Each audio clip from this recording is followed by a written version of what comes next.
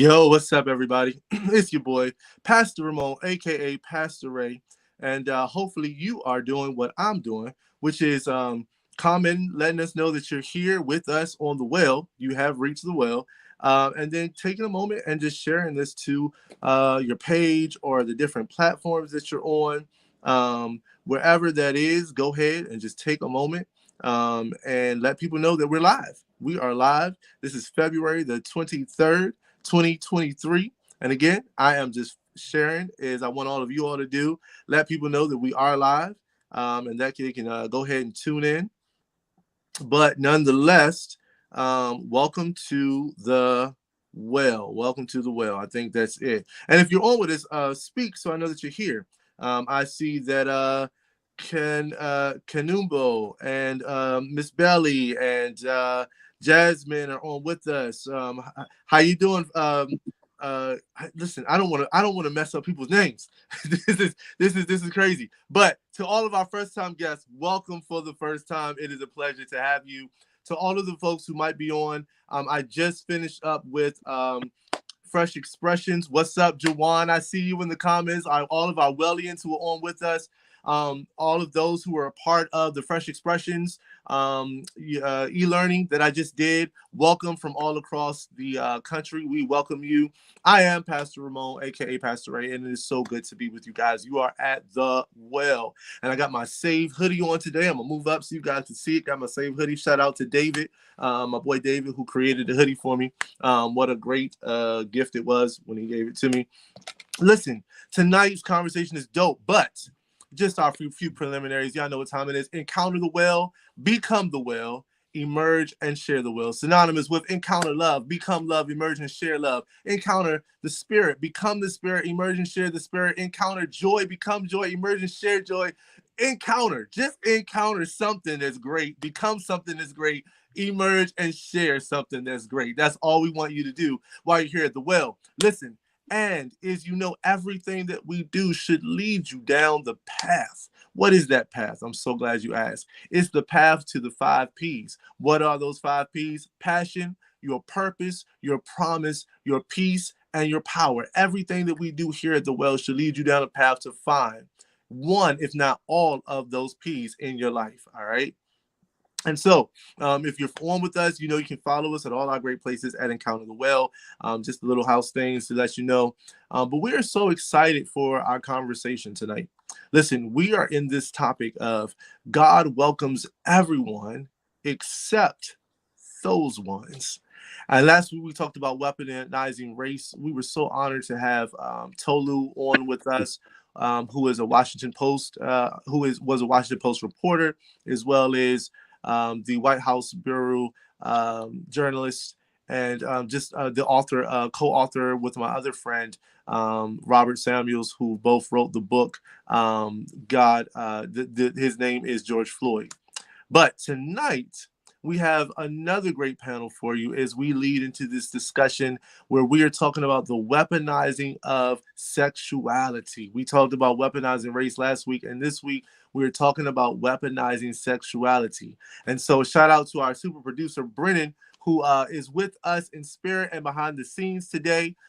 So I got to say it, your boy is back with us, but also Minister Harrison, who's on with us tonight. Minister Harrison, I know you are on. It looks like you are muted at the moment, but I don't know if you want to come on and greet the people and let people know that you are with us tonight.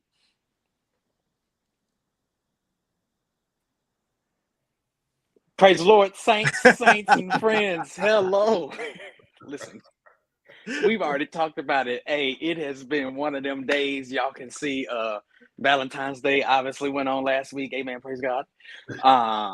Listen, I am Minister Harris Morrow. I serve as executive minister to the well, helping to push things forward under Pastor Ray's leadership, but from an administrative and an operational standpoint. Definitely excited to help facilitate these conversations and these encounters. We not only come on to just talk about things, we come on to connect, to fellowship, and to be in like mind with each other. And we appreciate you for the different views, the perspectives. Please do not forget to like, to comment, and to definitely share this. We want to interact with y'all. It's not just us monologuing. We're not nobody's professors out here. We are here to have a conversation. So interact back with us. All right. And my brother and my mentor, Tony Love, I see that you're watching too, man. So good to see you. Listen, we have two dynamic panelists on with us. So I will reintroduce our returning panelist, and that is the Reverend Peter Sean Sai. He is on with us. Give you a quick little background about him. Affectionately known as Pastor Peter, submitting to the eternal spirit, answers the clarion call to serve the beloved community by providing Christ-conscious leadership, teaching, preaching, counseling, and mentoring. He aims to empower the beloved community with the gospel of liberation, love, justice, affirmation, and acceptance, provide refuge and healing to all, regardless of economic status, social background, affectionate orientation, gender identity, or educational level. He is a native of New Orleans, Louisiana, from the South, now residing in New York, New York. Pastor Peter earned a Master of Divinity degree from the Samuel Dewitt Proctor School of Theology at Virginia Union University in 2019. He is presently pursuing a Doctor of Ministry degree at the Interdenominational Theological Center in Atlanta, Georgia. He continues to advocate for the intellectual voices of the LGBTQIA communities of color in theological discourse within the academy. Pastor Peter's ministry experience includes associate minister. Listen, I'm not going to go into all the history, but he has been at the Metropolitan African Methodist Episcopal Church. He's been the co-chair of Faith-Based Coordinating Committee in Washington, D.C., Poor People Campaign, director of the National Department of Evangelism, founder pastor of Christ Temple Ministries Church in D.C., founding pastor of Gilead Fellowship Church in Virginia. Pastor Peter's greatest excitement is being the father of 4 brilliant human beings and the grandfather of 2. Don't even look like he could be a grandfather. Pastor Peter's lifelong mission is to promote the liberating good news and Christ consciousness. Pastor Peter, you have done so much, but I just want to yield and let you greet the people, man. How would you greet the people? Hello, everyone. And I got the shout out to my present assignment, the Community Church of New York City, where I pastor. And some of them, hopefully they're on. But I'm grateful to be here. I'm really grateful, and I'm honored to be in this conversation, to push forward the knowledge of God's love towards everyone. So I'm happy to be here. Thank you for inviting me. Amen. Amen. Listen, so glad to have you with us, brother. And then I want to introduce another brother who is very dear to all of us here at the Well. Very special gentleman, Xavier Hodge. All right, now he is a nonprofit professional and social justice veteran, currently the church administrator and chair of the Racial Justice Ministry and Unhoused Ministries liaison at Capitol Hill United Methodist Church of Washington, D.C., in which we're a partnership with. A business administration graduate of Trinity Washington University, he also is a part of the management team at the historic Mr. Henry's Restaurant on Capitol Hill. Additionally, Xavier is the current reigning Mr. USA Unlimited Classic and Mr. Gay Capital City United States, and lends his entertaining expertise to mentoring up and coming LGBTQIA youth performers at Damien Ministries. He also produces fashion shows for Narcotics Anonymous and other nonprofit entities to raise money for various ventures. A self-proclaimed Renaissance man, Xavier Hodge enjoys Black history, fashion, cooking, gardening, and the loves of his life, his pit bull, Happy, nieces and nephew and godkids. I laughed a little bit because I've seen the pit bull, and he is the love of his life. The older he gets, the more he understands why he's been drawn closer to a quote he first heard as a teenager, and he's borrowed from George Washington Carver ever since. How far you go in life depends on your being tender with the young, compassionate with the aged, sympathetic with the striving, and tolerant of the weak and strong. Because someday in your life, you will have been all of those. We would like to welcome, for the first time, but definitely not new to the family, Mr. Xavier Hodge. Why don't you greet the people, Brother Xavier? It is an honor to be here. Thank you guys for the invite. Awesome, awesome, awesome, awesome, awesome. Listen, we have a great dynamic conversation, so we're not going to waste too much time. I really believe we're going to have some good conversation tonight. And so, I'll start off with the question, just for everyone to know. We always like to make sure we're politically correct. Is there any particular way outside of Reverend Peter and Xavier that you'd like for us to reference you tonight? No, I'm good. All right, cool. Now, I'd like to ask this question. If we could kind of start from the beginning, what has life been like, growing up? Not only is an LGBTQ person, but also just as a person who is a part of the community who's Black. What does that look like? Like, what does that look like growing up? Thank you for mentioning that, because I wanted to talk about the intersectionality of being a Black man and then being a Black gay man as well. You can't, as far as me, I can't divide that. I grew up in New Orleans, Louisiana, loving family, mother, father, two sisters, grew up in the church, conservative view church. That's all I knew. But then I became aware of who I am as far as my sexual attraction or physical attraction. And I noticed it was different from, the other male identified cousins and people, friends that I had. Well, most of them, they were, it was, it was different, and so, because of my the God consciousness that was given to me through my mother, went to church with her for as long as I can remember, and the Black church spirituality that was ingrained in me, and then the theology of the theologies that was ingrained in me, Sunday school and all this type of stuff that was influenced by white supremacy, which I did not know then. I knew I thought that who I am was contrary to who God wanted me to be because of the teachings that I was getting. So a person that wanted to please God and wanted to please my parents, because to me, that was the image of God, my parents, wanted to please them. I struggled with that, and it's not about the act of sex, because I was not sexually active till I was, grown, but knowing the attraction that I had to the same sex, that's what I was battling with. I wasn't out there and not judging anybody else's, sexual experience, but it's just how I was raised. I did not have sex until I was, after high school and stuff, whatever, because I was just scared that if my parents would find out, I would get in trouble. That's how I was raised. But I was battling with the desires that I had. I remember the first crush I had when I was like 12, 13 years old was with Donnie Simpson. And y'all probably don't even know who that is. Y'all. Oh, man. 95.5.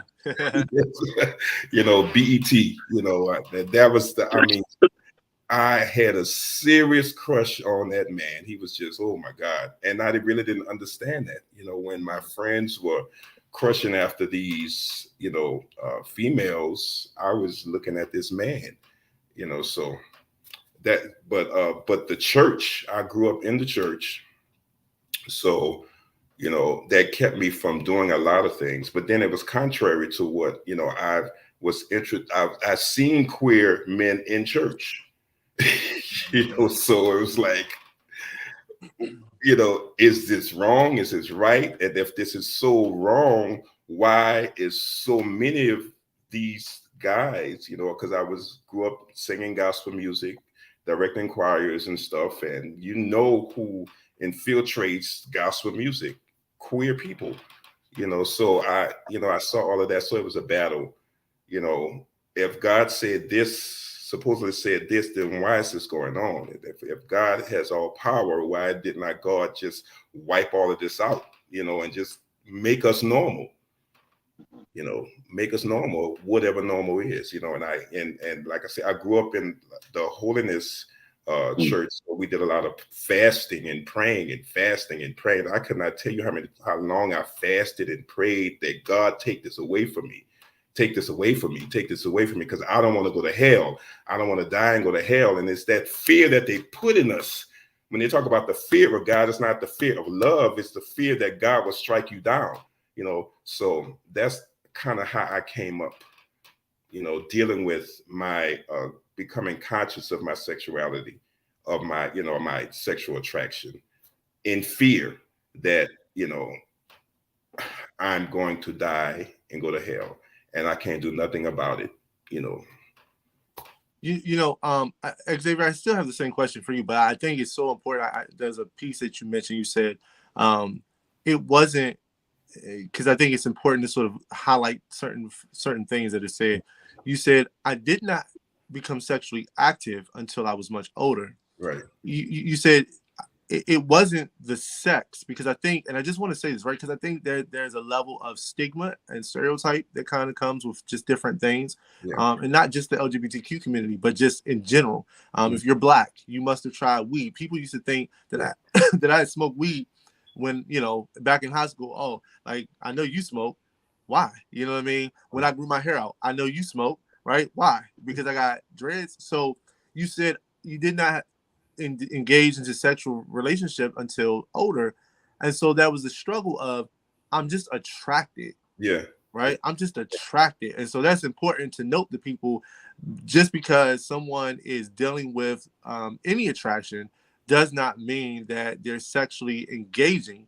Right. It just means that there's a level of attraction in certain times, right? And so that was good. Just wanted to make sure we pointed that out. It was a part of me. It was a part of who I am. But like I said, because of how I was raised, I did not engage in any sexual activity, and I'm glad you brought that up, because a lot of times we are LGBTQ people, or especially Black gay men, we are accused of being very, very promiscuous, just because, people know that we are attracted to the same sex or whatever. And it's just like they demonize Black men, period. When they talk about Black men, the first thing comes to their mind is the BBD or the BBC. I don't know if I can say it on here. I got you. For those who might not know, it's referencing to your gender parts, basically. Yeah, and that's so that they objectify us, and so sexualize us, so it's the same thing, and across the board, but I wasn't doing that because it's just, I don't know, don't make me better than anybody. I just wasn't engaging in sexual activity. I got it. Yeah. Real quick, hi, Kalala. I did not go to high school with Jesus, for your old person joke, by the way. And, leave it to Butterfly Free to put you out in the comments. Listen, hey, Butterfly, love it. Exactly. And then I just want to say hi to Jackie, who's on, and Corey, who's back with us this week. So glad to see you again. I know it's Harrison's people, but I had to give her a shout out. Xavier, I want to follow up. How do you relate to Reverend Peter's story? Oh my God. Yeah. I think it's always amazing when you can see how parallel, especially in the Black community, the stories are. I mean, I'm from Dallas, Texas, so I know the whole Bible Belt, and I was raised in the Holiness Church. Went to Believers Tabernacle, where we shouted, we danced, we spoke in tongues, we did all of that.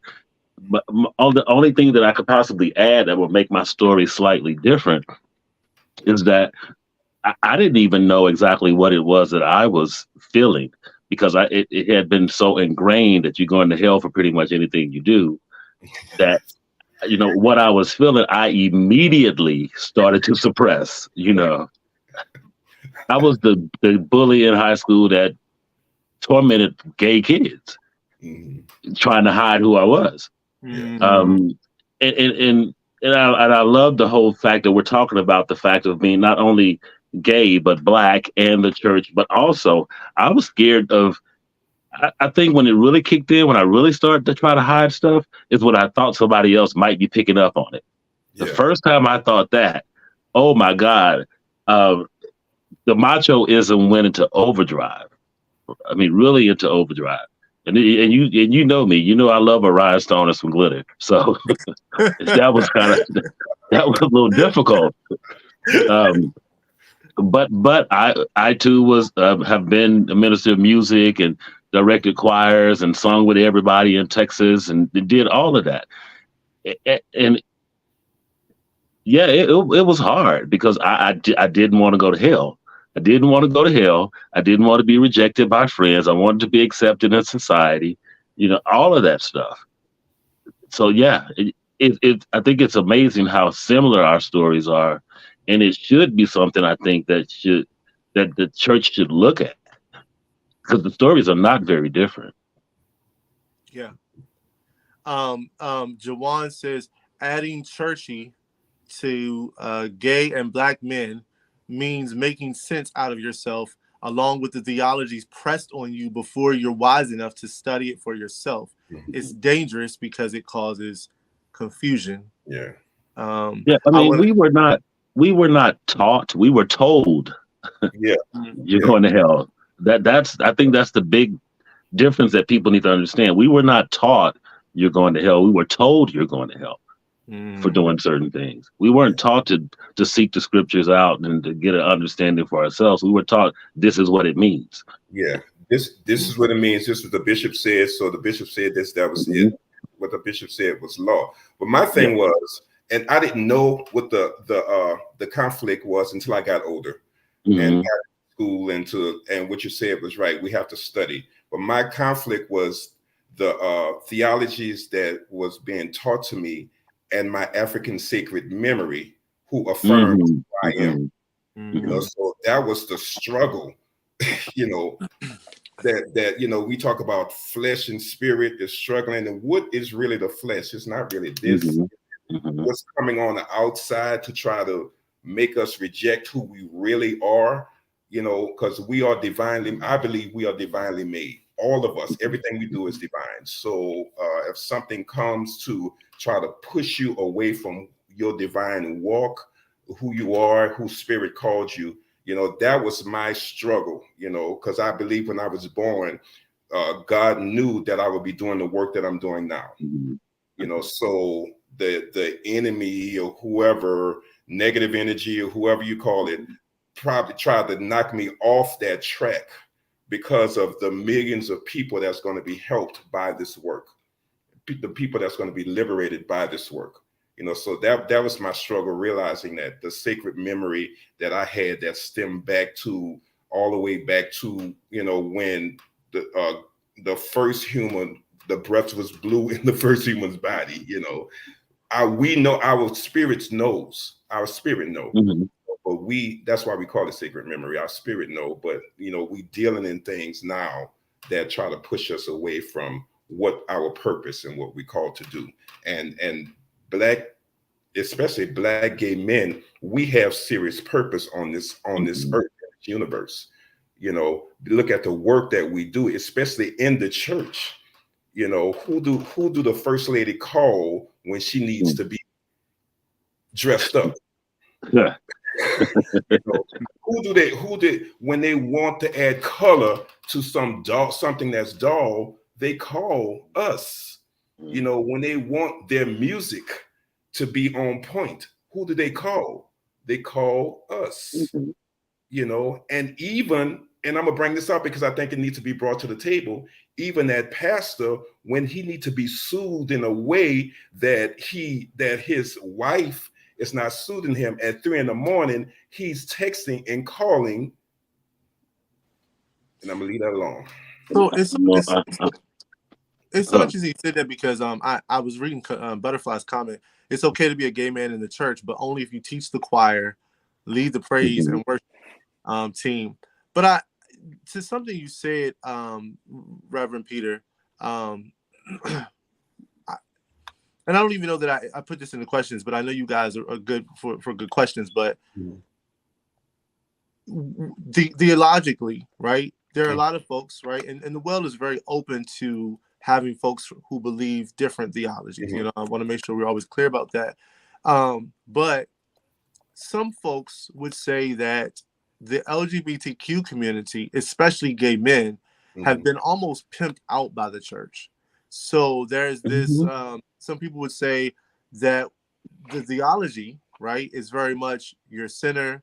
As you said, you're not taught you're going to hell, you're told you're going to hell. But if you're good at what you do, we'll use you anyway. Yeah. Before you go to hell. Is that how that feels? Yeah, I mean, but I think that's how marginalized communities are used anyway. You see black women in the church who brings in money to the church are pimped out and used, disrespected. I mean, the standard of the church is the heterosexual male. That's the standard of the church, and everyone else falls under. And the makeup is to serve him. Everything is about him. God the Father, him, and everything is a masculine, male, heteronormative, that's the standard. So everything else that does not fit that mold, it's a problem. So what we're supposed to do is we're supposed to spend our life trying to reach that goal, and so they use us for the gifts, they use us for talents, but who sits on the throne? This heterosexual man, and then take it further, heterosexual white man. Yes, because our whole worship is based on white supremacy. Yeah, the way we worship in the United States is based on what we have been taught. Yes, Told is worship. It's I mean, you hit on it earlier. If we really look back into where we come from and our ancestors, the worship will be a whole lot different. Yeah. But we are taught to center whiteness. Yeah. Yeah. It's a secret that Christianity is an African religion. They're not going to talk about that. It's cultural appropriation from the ages. Yes. Christianity is African. If you read the Bible is centered where? In Africa. Right. Yeah. And it's interesting that so many of the things that we hold dear to today, whether they're traditions or just certain things, and not even just in the church, but I'll just speak to church, that have come out of survival mode. Yeah. So many of the things that we had to adapt and had to evolve in because we had to survive, we had to make it. And in that, I think we have lost a lot of the why we do some of the things we do, because some of the things that we see in a lot of churches are criticized today, and in a lot of ways for good reason. But it's not because somebody was trying to be wrong. It's because they kept a survival mentality into a lived experience, if that makes sense. They took something in the wilderness that was supposed to stay in the wilderness and brought it over into their daily lifestyle. And it kept from generation to generation. We've now seen, this storefront mentality in this mega church reality that we have today. You know what I'm saying? Like, I'm trying to find the best words to say. That a lot of our grandfathers and great grandfathers, grandmothers, great grandmothers, just some of the practices, to somebody's point, I think that was Jawan that said, we just have not gone to study ourselves, the Acts 2 church, the church of the Old Testament, and then finding between that intertestamental period, where do we fit in the 21st century? What is essential to worship today? And I think the one word, and I know we got a lot to cover right now, but the one word that I'm going to stick on tonight is love. And I think that is something that we were depleted of because they needed to strip us of hope back then. The whiteness in them was scared of the blackness in us. So they needed to strip us of something that is not tangible. They needed to strip us from the inside. And that was the hope and the love and the compassion and the unity, the togetherness, So I think a lot of that is what we're missing. I challenge the church, the black church, to not so much study the Old Testament, but study the hush harbors. Study the hush harbors where our enslaved ancestors, they stealed away, they snuck away, and worship and practice what came natural to them. Yes. And that's where the resilience came. You know, yes, we took on, you know, we looked at the Old Testament, and I thank God for the Exodus story and how we know that if God delivered those, that same God will deliver us. You know, I'm grateful for that. You know, but when you look at our experience, because we cannot uh throw away our Africanism, our spirituality. If you look at every black church, no matter what denomination it is, you go in there and you're going to see something that's different about us, about our worship, about our singing. If you go into our bars, black bars compared to the other bars, if you go to our, you know, if you go with whatever we have, you can see that type of spirituality that we have, that is kind of like different, and other people try to mimic, but they can't just get it right, you know. And it's just something I think that we have, you know, and that's that resilience that keeps our churches and keep our faith communities, that keep us together, because that spirituality that we have in us. But I think I challenge the black church to study the Hush Harbor, you know, and see what our ancestors did to you know, while they stilled away in the forest, and they called on the God of their ancestors. They called on the, you know, the God that, you know, that allowed them to get across those waters, you know, to get here, you know. So you know, and I, first of all, shout out to Brennan B, who's our producer. He said, oh, now he's spitting. Y'all ever been to a white potluck? but you said something that I think resonated, in that I like to use it in terms of the white church to the black church, but then also with our theme for today, which is the weaponizing of sexuality, and especially black gay men. When you talk about this thing of like, if it doesn't feel normal, right, then we need to create this stigma around it, because it's not right. So, example, we know in the 60s, being white was right. So anything else culturally was deemed wrong, because it made them feel inappropriate or uncomfortable, right, with whatever that was. Your loudness, that's wrong. Your size, your shape, your hips, that big your hips on them women, that's wrong, right? You're dancing in the sanctuary, you're loud, even and it sunk into even the most blackest of black people when they became educated, when they started getting right. So oh no, like, we can't associate with our African roots. We can't be a part of those things, because that's not right. We got to be more like the white people, so we can be right, so we can be accepted. And I wonder if there's a part of sexual identity that lies in that as well, right? Is there a part of sexual identity that relates to the same narrative? Xavier, I see you looking like that might be a thing. I'm not. I mean, well, you know me. More than being gay, I am very, very pro-black. So, um, and I wonder if we can even go further with the whitewashing of religion. I mean, the Reverend pointed it out, you know, when he was speaking, that it all originated in Africa, and I go back further than slavery when it comes to the whole subject. I mean, if you look at how the Catholic Church took everything and kind of changed everything to suit their needs. Yeah, it's a touchy subject. It's a touchy subject. I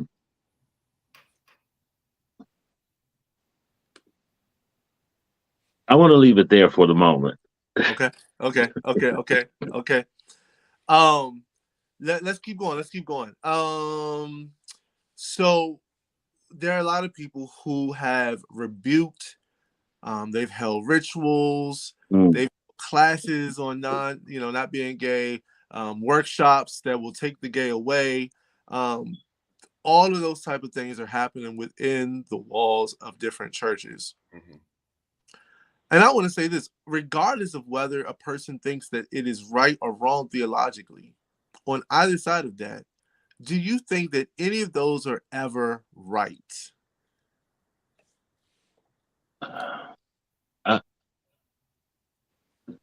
No, Quick answer. is no. Quick answer is no. But I think there's something even deeper. There is the conversion that we put on ourselves Yeah. that's even more damaging than, I mean, not just to ourselves but to other people than the pray the gay away or all the anointing oil you can pour on me or any of that, the prayer lines.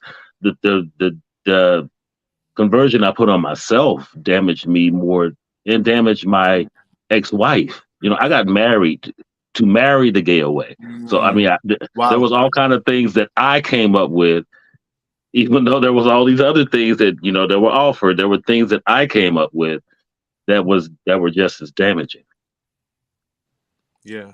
I'm going to, hey, we being real. I'm going to sleep with as many women until I convert. There Yeah. there are things that we do to damage ourselves, and we damage others in the process.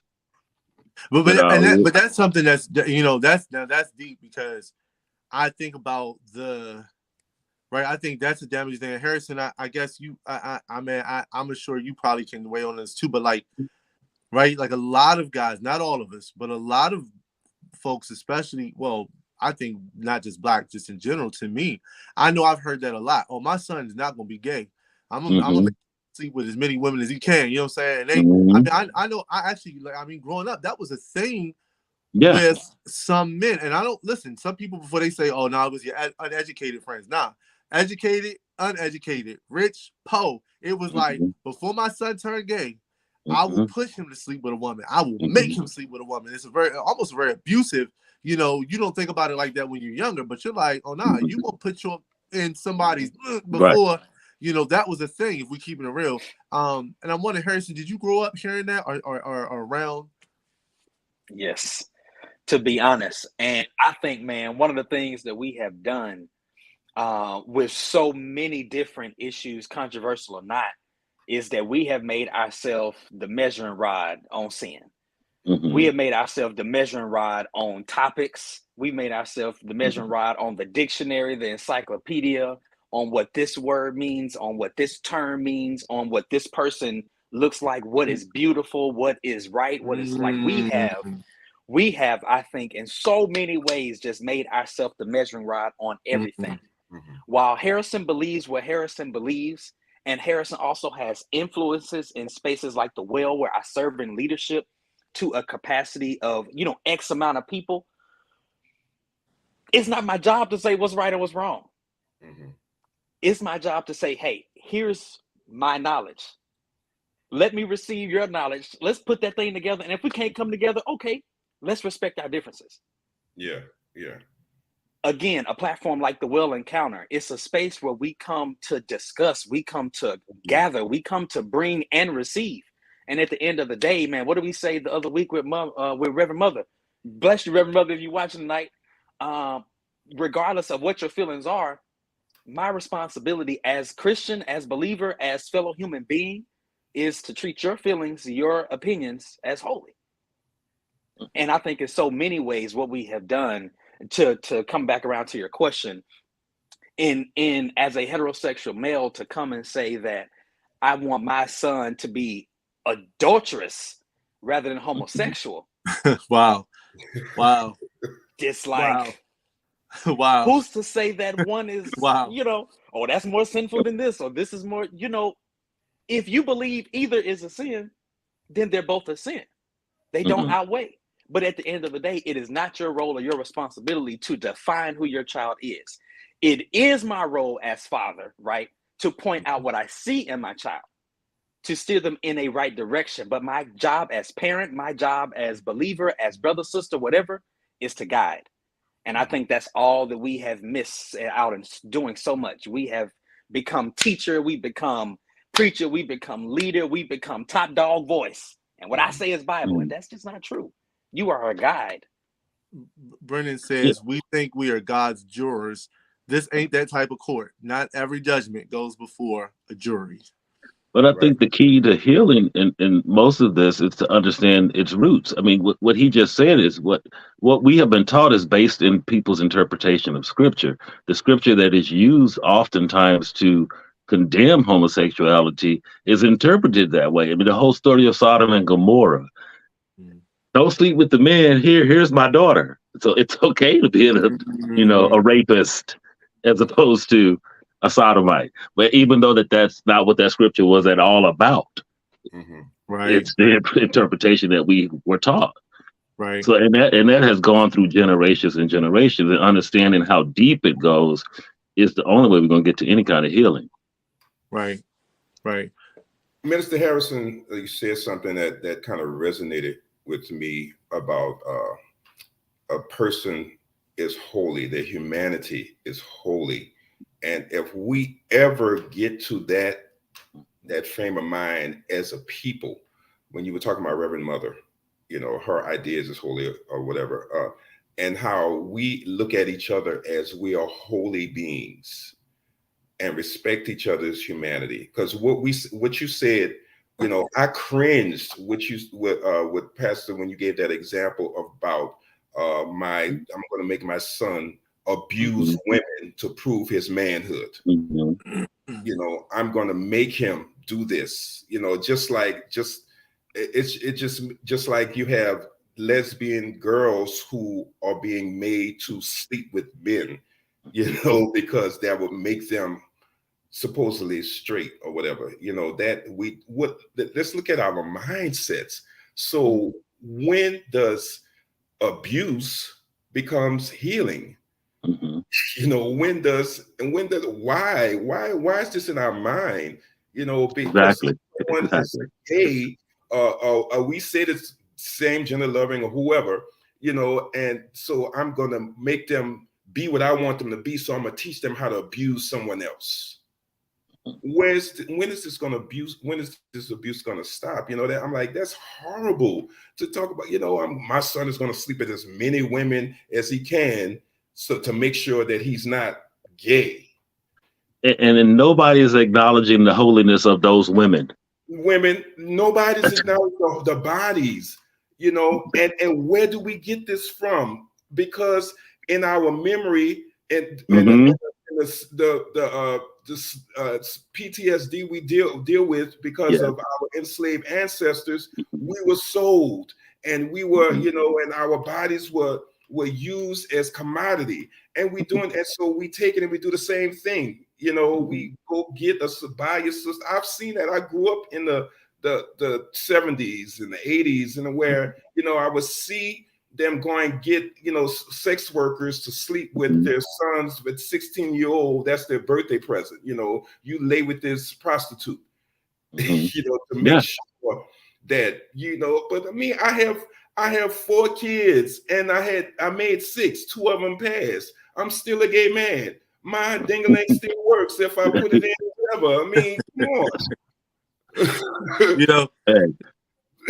Listen, I love this conversation because let me tell y'all are keeping it real, and I love it. I think Brennan said earlier we had our first, Actually, no, Brennan, today was not our first eggplant reference. It was Butterfly. I think last year at some point who made a reference to the eggplant reference, but it's so crazy. This is really good because this is really. The Holy Spirit really does take conversations in a way sometimes that we really have no control over, and I love it. And we at the well are not afraid to let it move that way. But I don't even think I thought about, as we ventured into this conversation, dealing with, and maybe slightly, but like not as in depth. But I know Jawan, you talked about your father made you do some things, and Jawan, I'd love for you to let us know. Did your father? I think I know this answer, but what that transition was for your father to go from the way he was thinking about it then to accepting and loving you as you are now. But there's an abusive part of this that is so crazy. I realize just talking to you guys, it's swept under the rug. Mm-hmm. And I know I continuously say, right, regardless of what side, because I get it. We have people that are tuned into the well all the time that are very much different thinkers in terms of theology, ideology.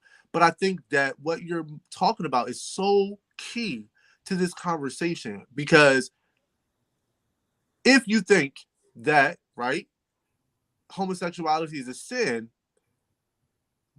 that still does not give you leeway to go and push someone into a different type of sin to stop what you think is sin. You know what I'm saying? Like that doesn't, and so I don't think, Reverend P, I don't think people even think that way. Right. I think we're so brainwashed that it's like whatever it takes for them not to be the way that makes me uncomfortable, I'm gonna make it happen. Yeah, but it's more about them than about God. It's more about them being comfortable. It's not about the child or the person. It's about, I had a conversation with my mother.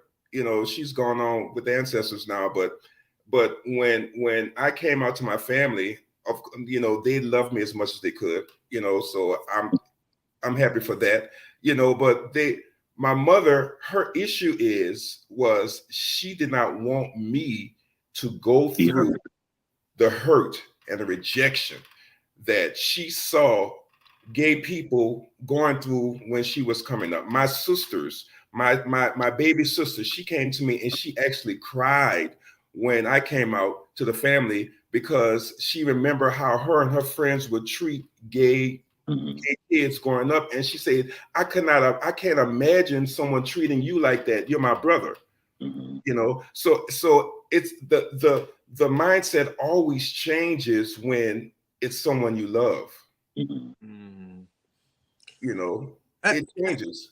And that's really, go ahead. No, that's really interesting too, because I mean that was the same response I've gotten from the females in my family.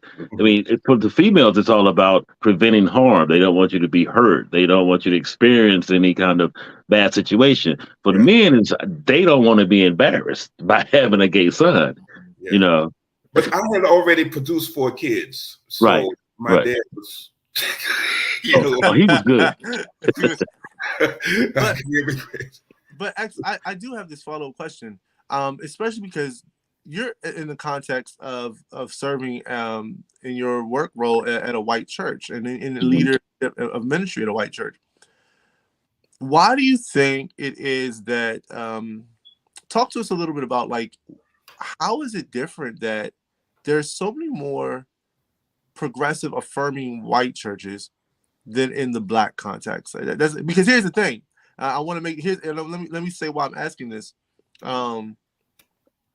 We look at what we talk about historically, and we talk a lot about, Harrison, you follow me, right? We just talked about the white church and its influence on Black culture, right? The white church and it sort of demifying anything that Black folks did. But it's so interesting that now, if you want to find safety, you almost looks like as an LGBTQ person, you almost need to go to a white affirming church because there ain't as many Black affirming churches. So now there's this switch in the narrative. What is that about? What is that like? I honestly believe it's 2 things. And I'm celebrating a 10-year anniversary at Chomsey 3 days ago. So been there 10 years. I honestly believe it's 2 things. I believe because we are taught white supremacy, that we lag behind. We are always slightly behind in everything. If you know that the Methodist Church is going through this whole thing about separating because of this issue. And the main churches that are keeping us divided are the churches in Africa, the people that receive this message and this teaching and this learning later.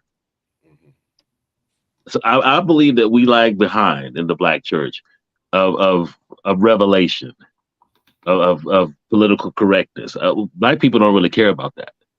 The other thing I believe is that we are so dogmatic and adamant about the things we believe that it takes it being personal to see a different perspective. And even with that, I came out to my mom. I was 40 something.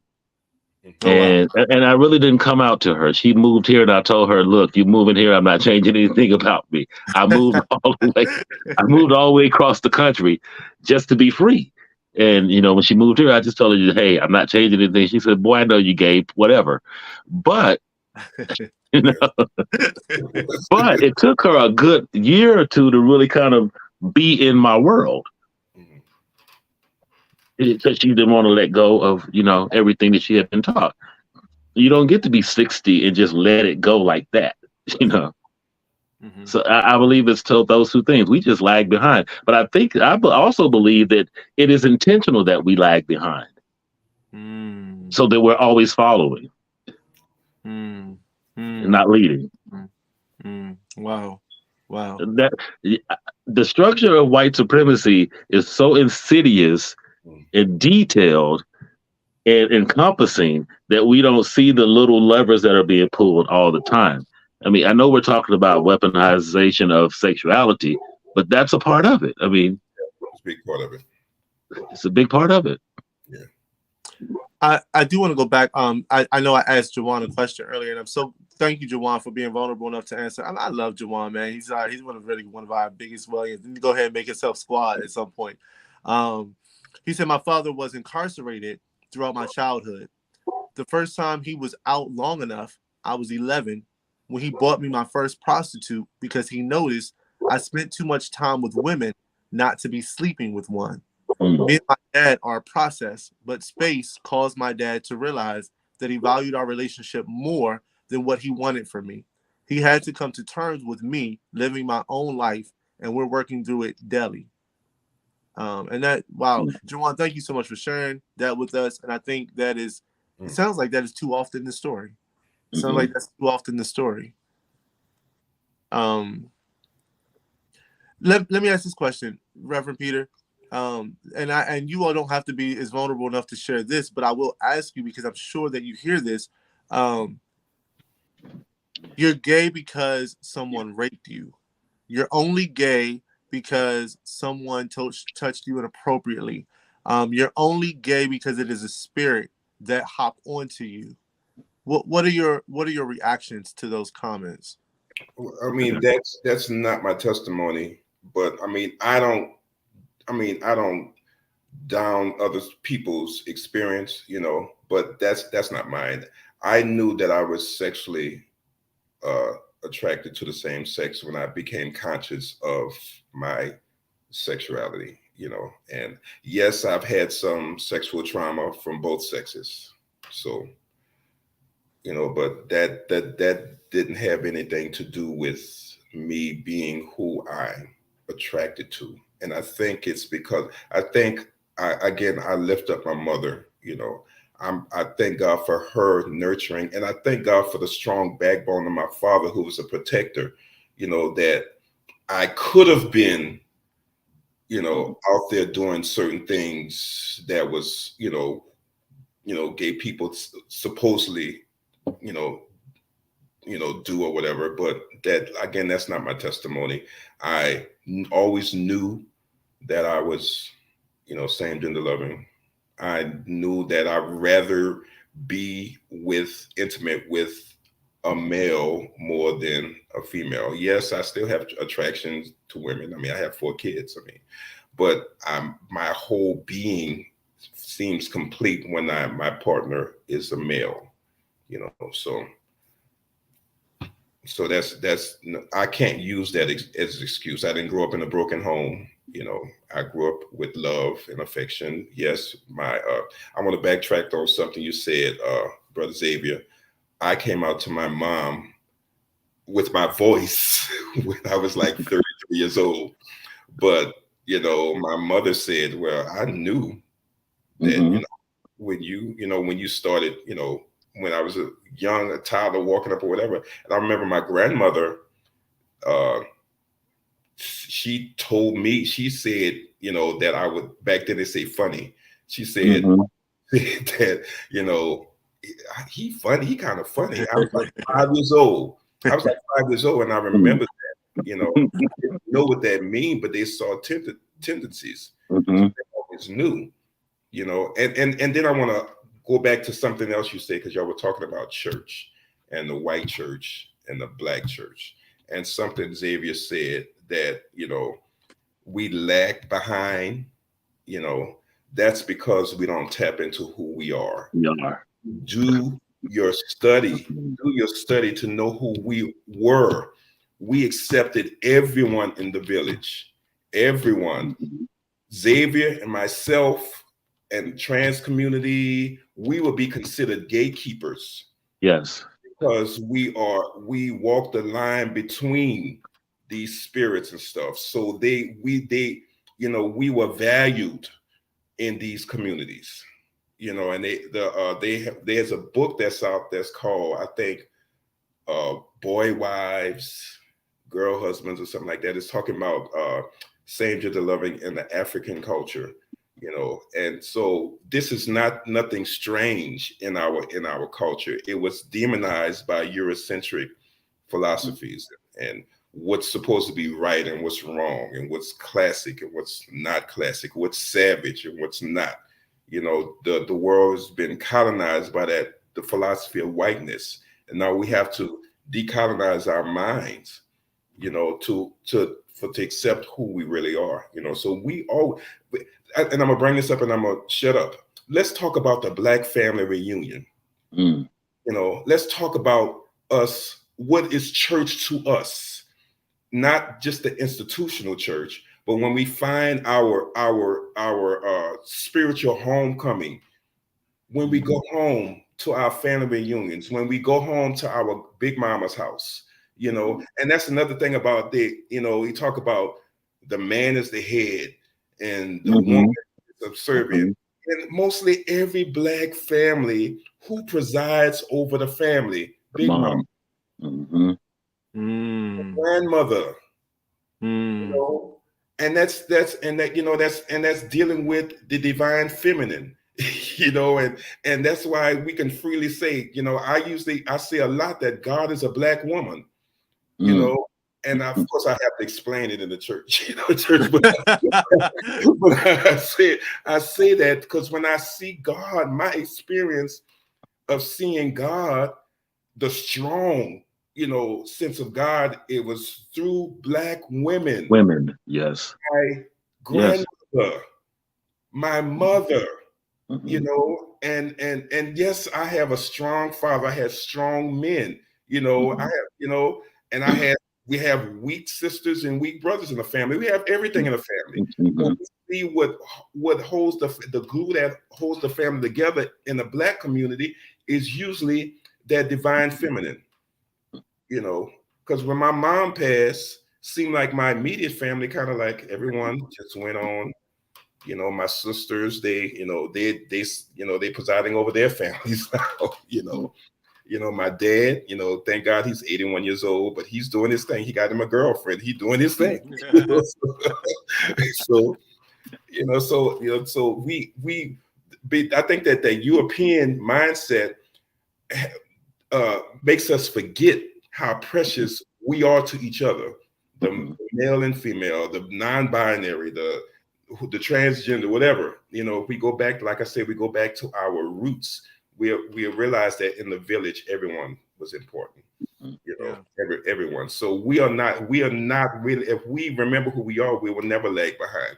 They hate who we are. That's why they try to kill us. They take what they need from us. They take our lands. They take them from our people. The slave master, when they wanted pleasure, they always took our women. Why? Or our men. Or our men. Yeah. It's both ways. The men were raped by men and the men were raped by women. By the mammy of the slave, the mistress. Yeah. So we were always occupied, and now it's time for us to be centered. Even in a Black church, let's center Black people in the Black church. How does that look? That means we have to accept everybody. That it is not well with our souls what's going on. We say it all the time, but we're lying. It is not well when you see Black bodies being shot down and you see people, we are treated as third and fourth class citizens and everybody's getting reparations but us. We built this country. How can it be well in your soul? How? Because you don't know who you are. You don't know your value. You're speaking good, man. You're speaking good. I want to go. A good friend of mine, Jason, one of my closest friends, he says too often the Black church only wants to accept the version of truth that makes them comfortable. They are more comfortable with accepting a lie than embracing real truth. We are also so used to bondage that real truth and freedom scares us. And I think that's so true. Jawan says, my unpopular opinion. God does call some people away from being gay. It's case by case according to God's plan and conviction. And Brennan said, uh, the mammy is hilarious. When you mentioned mammy, Yeah. I think this, Mm. to me, that's why it's so important to have a platform like the Well. Mhm. I think that is the place that I really look at us being centered in the community, right? It, to me, we got, and I'm sort of speaking to your point, Pastor Peter, is that Reverend Peter, is that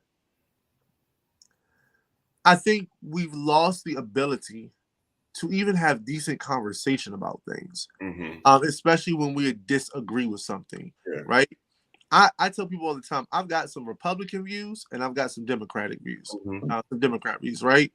And I try to find the truth of what I feel, Mhm. right, in myself. But I think that we've got to be able to do that across the board. I might not agree with how you live. I might not agree with the way you look at weight, Mhm. how, what your weight size is. But Mhm. that doesn't mean I should hate you. Mhm. That doesn't mean that I should criticize you and tell you you should never eat. Right? It Mhm. means that I've got to come to grips with how do I become comfortable with this person that I love, that I see God in. Mhm. And I think it's the same way to me with the LGBTQ community. I think in our communities, we've got to grapple with, we're always so divisive when it comes to issues we don't find comfort with, Mhm. right? We've got to figure out how do we maintain our comfort. And I think it's so interesting. Al Sharpton was on Stephen Colbert the other night, and it's so funny because I don't know much about totally Al Sharpton's views on this particular subject, but I heard him and he was talking. He said, he sort of referenced, and I'm summarizing here, that we've got to find a way to come together just in general. We got to stop. Right, these people don't deserve these rights. These people don't do it. We did, Harrison, you remember we did a whole thing on the black church, which black people matter. I think that might have been the one that you were on, Reverend Pete. I don't remember for sure, but it's this place that I wish we could get to where even if we don't agree on something, we have to question ourselves. Then what is it about us and our comfort, right? What makes us so uncomfortable about a thing that we demonize it, number one, and that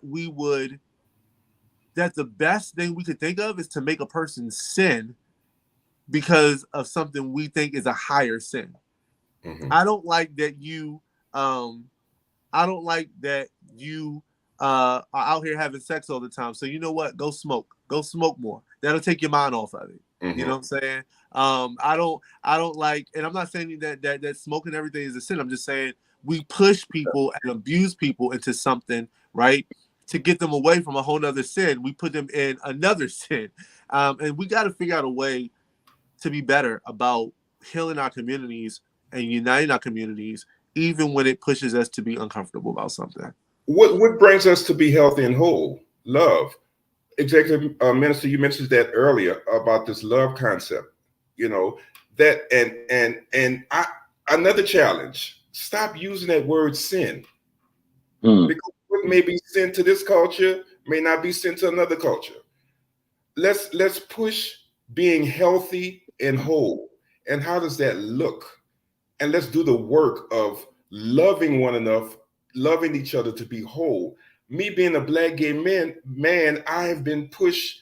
They try to push us out of the black movement because we are accused of being. They treat us like we're the other.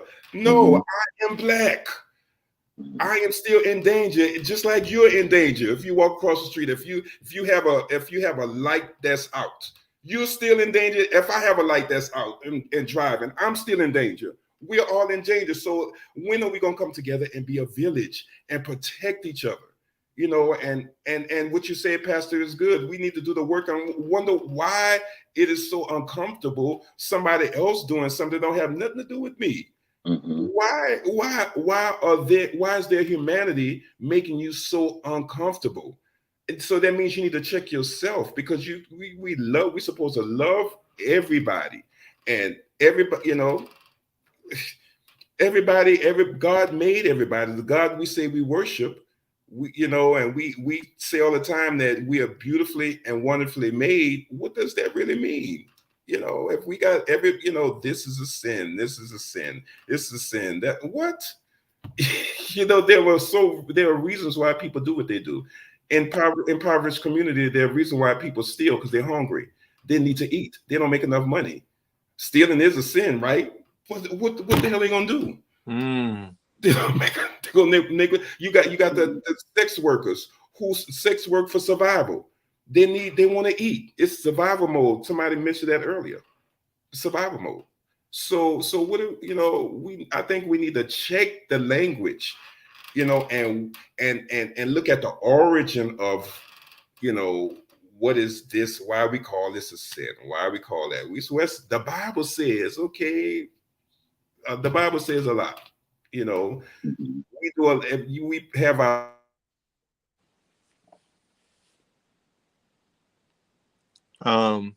I think can you guys hear me? Am I audible?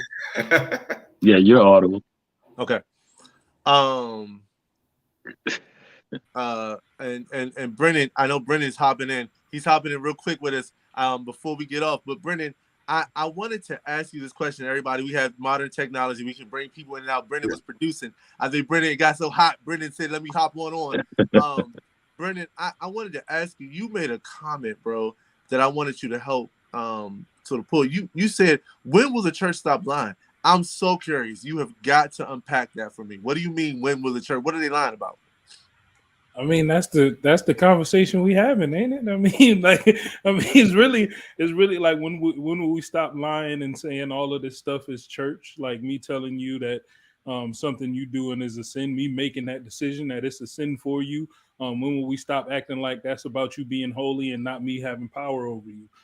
Kind of one of the things Xavier has been mentioning this whole time is about kind of that European structure of church and the application of it. Like to this day, we still celebrate the Crusades like it was something great. Like, no, man, that was a whole lot of murder that went on to spread Christ. Like it ain't this ain't a fun thing. This ain't something we should celebrate. Like, I mean, when we look at the history of church, and we talked about it with cuss words, like the use of language and taking language and making that something that, we're going to use to demify you if you speak in your own dialect. If you don't use our language, then you're cursing. And then we're going to take scripture and apply that to this. Like, there's so many examples where we've seen the church as a whole has been used as a power tool, a tool to exert power over someone. And if we really look at what Christ was about, he was about having power with the people, not over them. And if the church is focused on having power over and not with, when we gonna stop lying and saying we Christian? Exactly. Yeah. Exactly. Go ahead. No, go ahead. But yeah, and I'm going right back to white supremacy. This is the model we were taught. This is what we were taught. We were taught this power structure. We were taught this from the beginning, and it's going to take a lot of people being okay with themselves. You know what? I was not okay with trans people until I was okay with me. I lost the desire and the need to understand why they feel that way. That's not me. Right. That's them. Until I became okay with me, until we become okay with ourselves individually, and understand that the only thing I need to have power over is me. Yeah. This is going to perpetuate itself. Just keep on going and going and going. And then we call ourselves Christians. Christ, I don't remember any scripture where Christ mentioned anything about homosexuality. Not only that, I don't see Christ ever being married in the Bible. He walked around with 12 men. That's my kind of party. That's real controversial, Ax. That's real controversial. Hey, listen. Do I need to quote the prophet? Yeah, I mean J. Cole again. Like, do we have to go back to this Bob? Like, what good is taking over when we know what you're gonna do? The only real revolution happens right inside of you. That's the message the church needs to learn. When we focus on self, that's when things are going to change. That's when I'll be able to look at someone that doesn't live the way I do or share the same views and still look at them and say, you know what? I may not understand it, but yo, like you on your journey with God, I'm on mine. I know I have my own struggles. I ain't all the way right with God, and even if I feel like you ain't right, I'm gonna have enough grace because I know I need God to have grace on me where I would know I'm not right. I feel you may not be right in this area, but I know I'm not right in some spaces, and now I'm gonna put my energy to focus on making sure I'm right.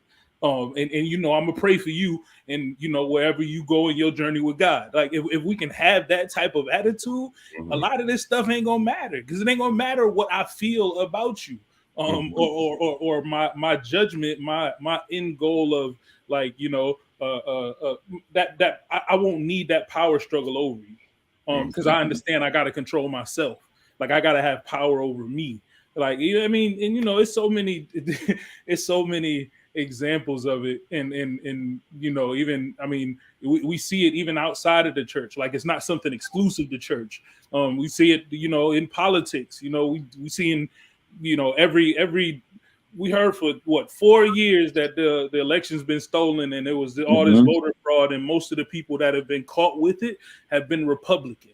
Like, it's like, so we see this where like honestly, you know, it's the funny thing because it's, I think a while ago one of my mom, she, you know, she really helped me to understand the quote. I mean, gave me a quote to kind of understand myself and why I get frustrated with people sometimes. And she was like, you know, often what frustrates you about someone else is something in you ain't dealing with.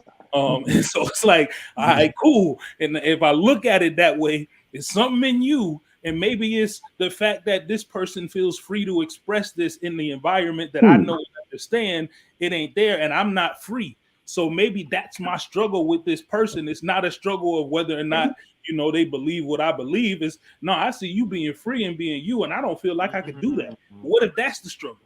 Yeah. You know, that's the one thing that most that straight people who have a problem with gay people. The thing that I see the most is that they are so jealous of the courage just to be gay. Yeah. Wow. Just the courage. Yeah. How dare you be that brave? Right. Right. How dare you do what I'm scared to do? Harrison, I wanted to come to you real quick, man. What does it mean, bro, to, because you and I have these conversations a good bit, what does it mean to question your theology, and what does it mean to question theology in the black in the black church?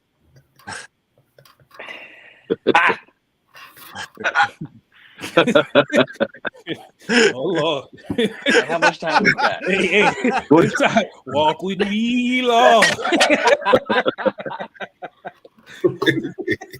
You know what's funny about all of this last part of this last segment of this encounter is, man, me and Casey, I know, and I've definitely told you this before, and I'll share, you know, they say ain't no life hacks for real, but I will share this tip for those who are in relationship with other people, whether that's romantic, whether that's friend, family. Carve out some time every week to spend with that other person dealing with your business. Carve out some time every week to spend with that people or that person with God. Just my personal opinion. For those who take it, great. For those who don't, do you think?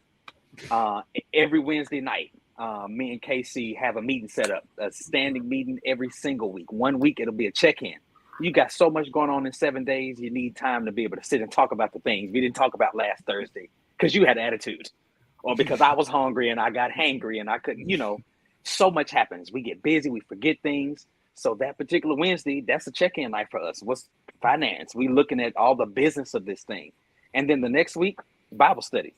We taking time to separate ourselves from all of this stuff, come together and spend some time in the Word, spend some time praying, worshiping, journaling, whatever that looks like, reconnecting each other to God. Because at the end of the day, that's who we believe, you know, is leading us and is central to us.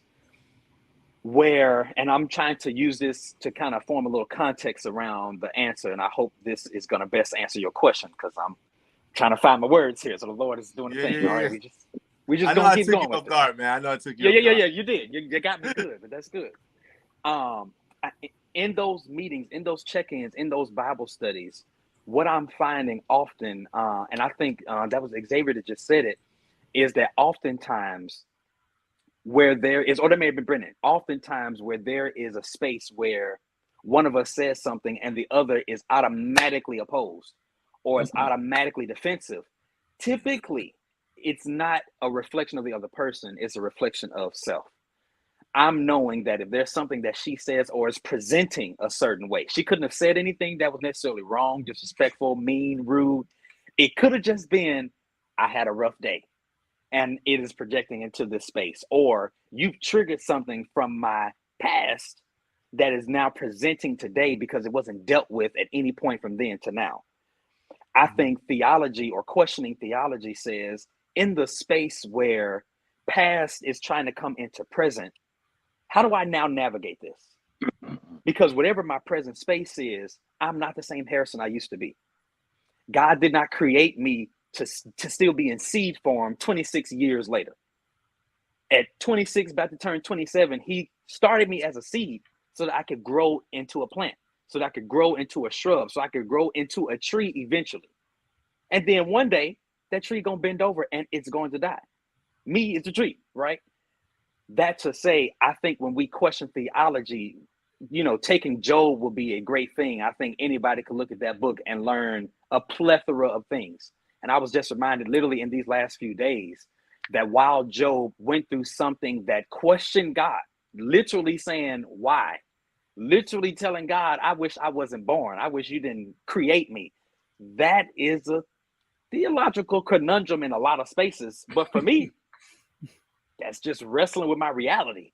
This is me having a human moment. This is me responding and not necessarily reacting to what's happening around me. Because the Bible also said that while Job questioned God, he didn't sin. So all that to say, I'm just trying to paint different pictures to say that questioning your theology, questioning your belief is not a bad thing. It is a space that we should not just question, but we should wrestle. When you talk about your belief system, it is an ever-growing thing. I think so many times in so many Black churches and so many Black spaces, period, we get to a space that we've learned some things and we know some things and we stay there. And now we brought this 20th century beliefs into the 21st century, And anything from a past century into a new one, it's going to die because it has not evolved. It has not adapted. We have not learned in 2023 how to evolve with one another, how to adapt with uncomfortable belief systems, how to find the space to not be afraid to question what I believe, because maybe I'm going to find a hole in my belief somewhere. Maybe I'm going to find something that was taught and ingrained in me that just may not be quite right, or it may not be a complete picture. But what we have to do is stop being so defensive.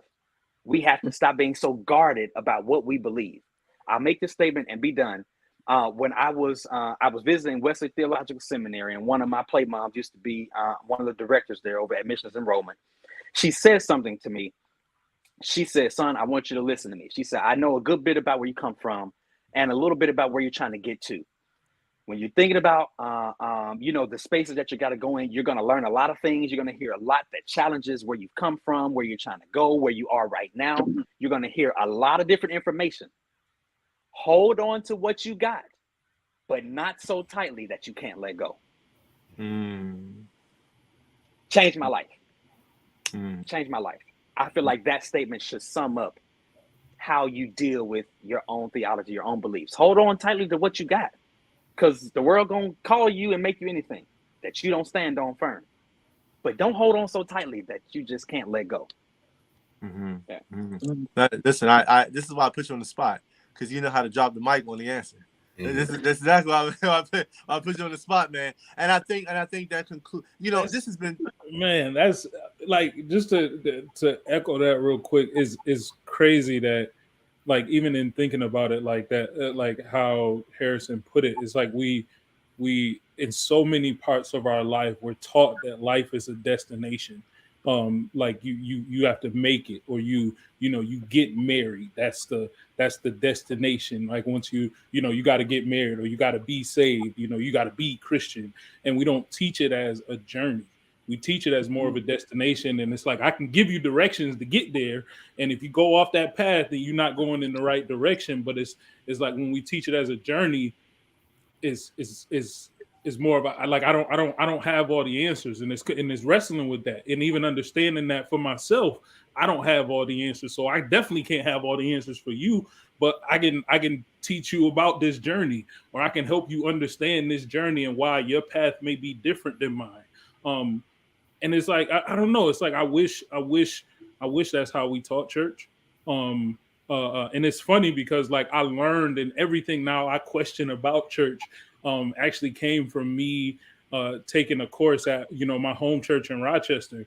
And it literally caused me to question some things about church. Like we looked at Psalms 1 and how it was used to tell folks not to go to movie theaters, and I'm like, wait. Because it says like in the verse it's saying like don't dwell with Don't sit in the seat of the scornful. right, yeah, right. So it's like because someone scornful sat in that seat, you can't go to the movie theater. And Yeah, I'm I like, thought the same thing.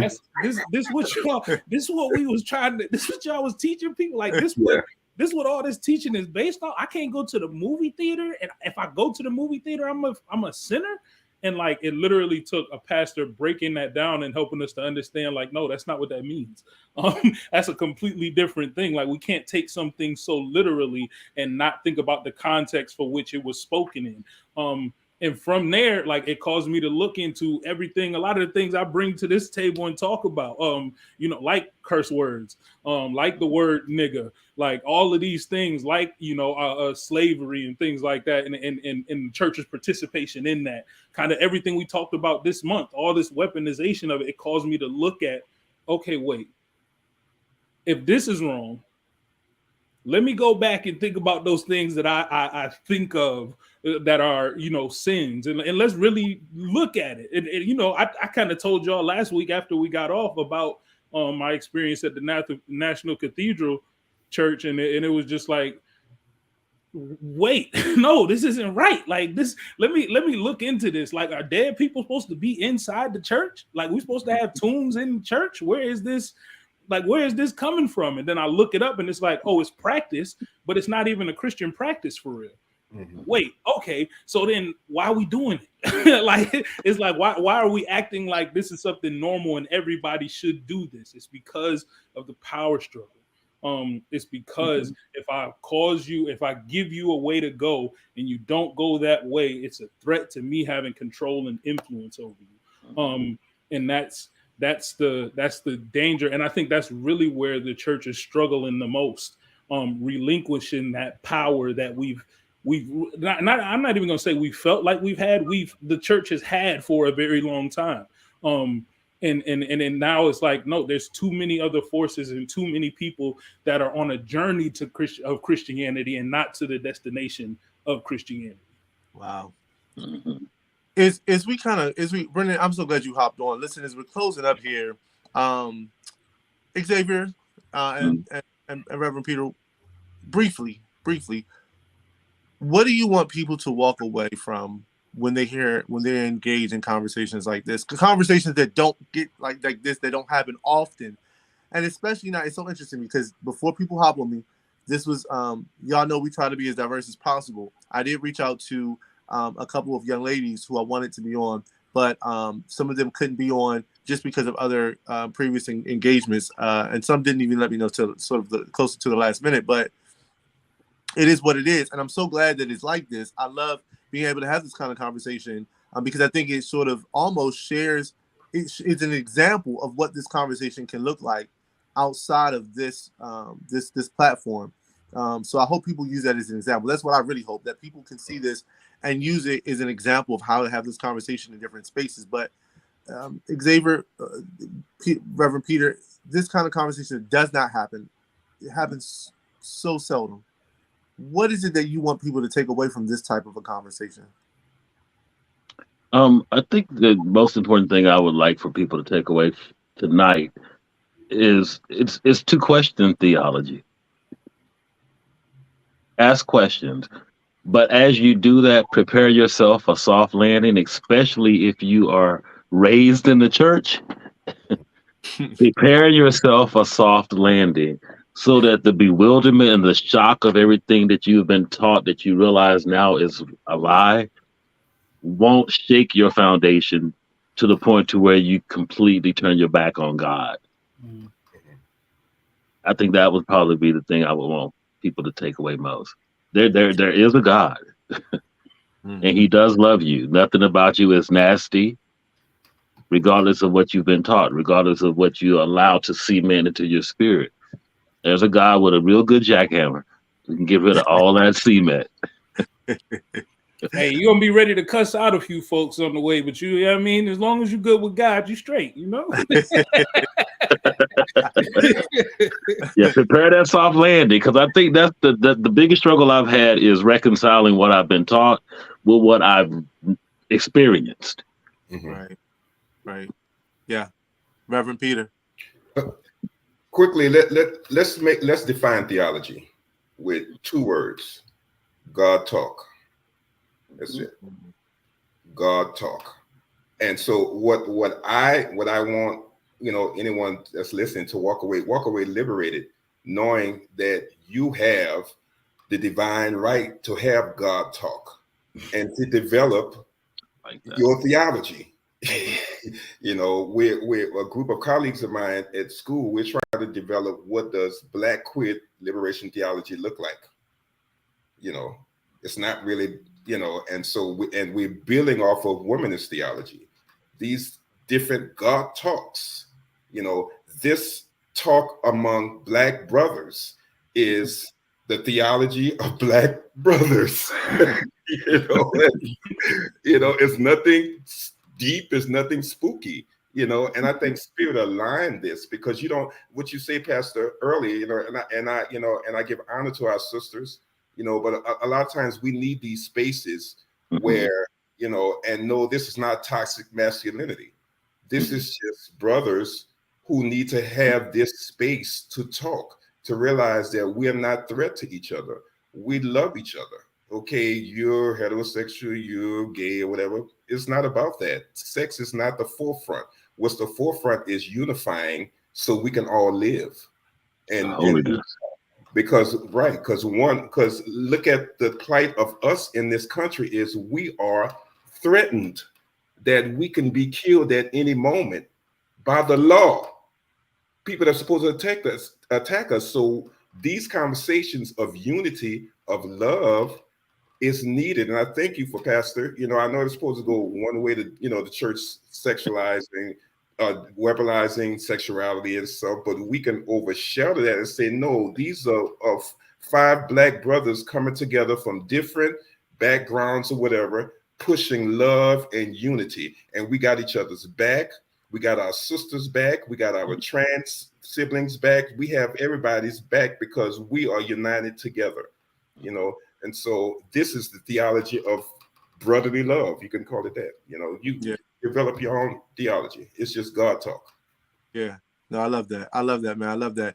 I'm going to close this out. Brennan B., Minister Morrow, is there anything you want to add as we close out? Just as a close to the series, man, the thing I would want people to really understand is that, like, and it's something again I've learned on my journey of Christianity. Before you look out the window, look in the mirror. Like make sure your mirror is clean. And it ain't gonna never be clean. So you're gonna have to keep cleaning that mirror before you can look out the window to notice what somebody else is doing. It don't matter to me who somebody loves. My responsibility is to love everyone I come in contact with. Yes. And so, whatever, that ain't none of my business at the end of the day. Who you love is who you love. Who I love is who I love. I don't invite you into my bedroom, and I won't.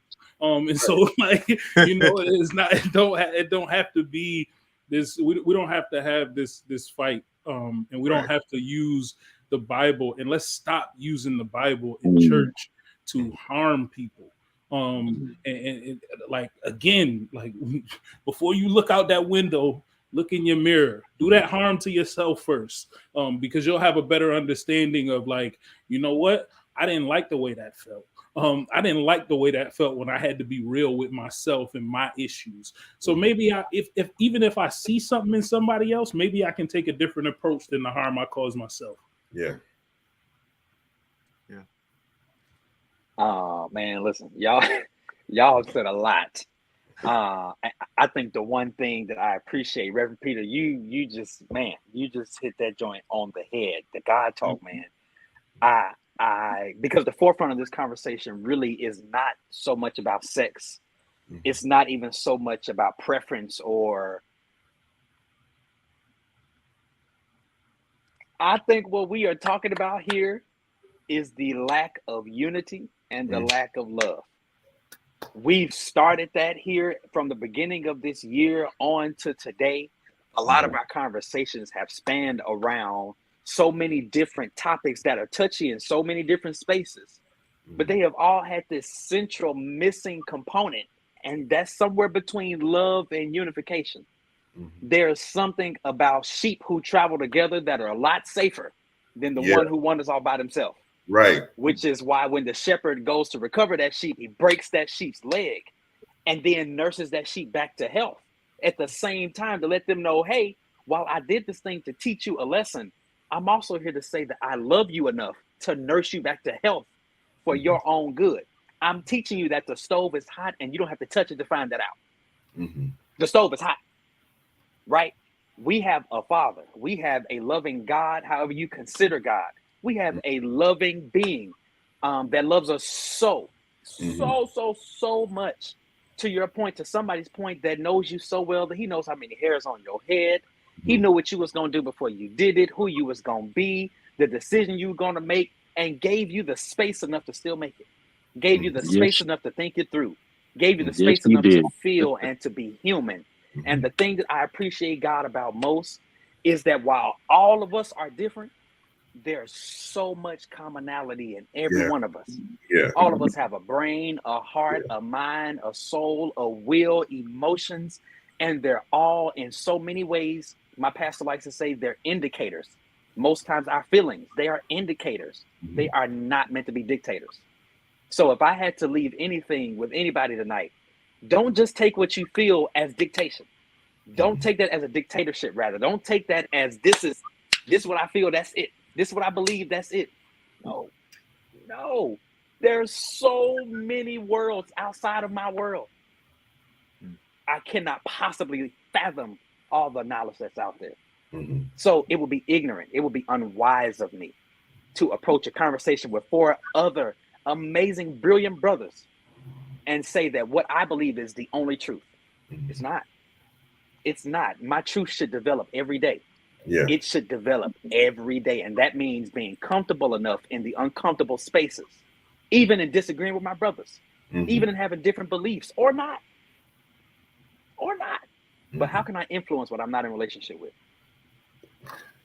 Yeah, that's good, brother. How we gonna know the all knowing? how we gonna know the all knowing for real? Who am I? Okay, ask that question. Okay, listen, this has been great. Listen, Pastor Peter, thanks for coming back. Xavier, thank you for being on. You guys both mean so much in the world to us. Listen, if I had to just give one takeaway, it is just to Brennan's point. It's so funny, you took my words. Know God. Just know God. Because when you know God, you love God. And if you love God, you can find God in everyone. And that means that you love each other. Can I just say it again? If you know God, that means you love God. And if you love God, that means you love each other because you can find God in each other. That's the biggest takeaway I want you guys to take away, is that no matter what your theology is or your ideology is, if you know God, you love God. And if you love God, you'll love who God inhabits and who God creates. And so I want you to take that away from this conversation. Listen, this has been a great conversation. We'd love for you to partner with us. One, if you don't know that God, listen, reach out to us, DM us, because we love to introduce you to that God. God needs no introduction. God can get your attention however God wants to, but he does every now and then use liaisons. And I'd love to be that liaison, and anybody that's on, I know they'd love to be that liaison to talk with you and explore this God that we talk about. God not only exists in the scriptures, but God exists in real time and in real person and in real life. And we want you to know that God, because that's the God that speaks consistently. And so please reach out and DM us, email us if you'd like to know more about God. If you want to know more about what we do, who we are, you can follow us on all of our social media handles at Encounter the Well, both Facebook, Instagram, and YouTube at Encounter the Well. You can follow us at our website, www www.encounterthewell.org. That's our website. And if you go to our website, you can also give because we're trying to build this thing. So you can give on our website at encounterthewell/give, or text the letters GIVE, the word give, to the number 84321, any dollar amount, $1, $100, $50. We're trying to build here. We're trying to build the well, and we love to do that with you. Listen, this has been a great night, and we're off next week. We won't see you next week, but stay engaged. I just want to give a quick update. Our social media, we asked the question, should the church affirm LGBTQ love? We know that we would have different opinions because we have many different people that follow us. But Reverend Peter and Xavier, I think you'd be happy to know that 81% of those who engaged said yes, all types of love and welcome, and 19% said no, can't condone that type of love. And so, listen, we're open to opinion. We're open We to love the people's 19% too. Yeah. Yeah. right. Yeah. But you still about to get this work. And I got a little something for the 19%. If you don't approve of gay love, then don't be in love with a gay person. It's that simple.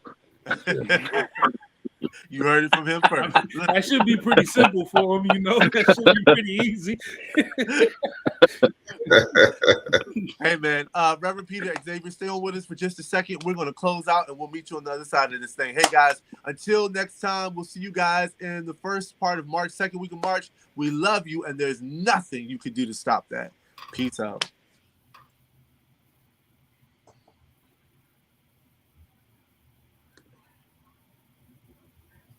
Oh.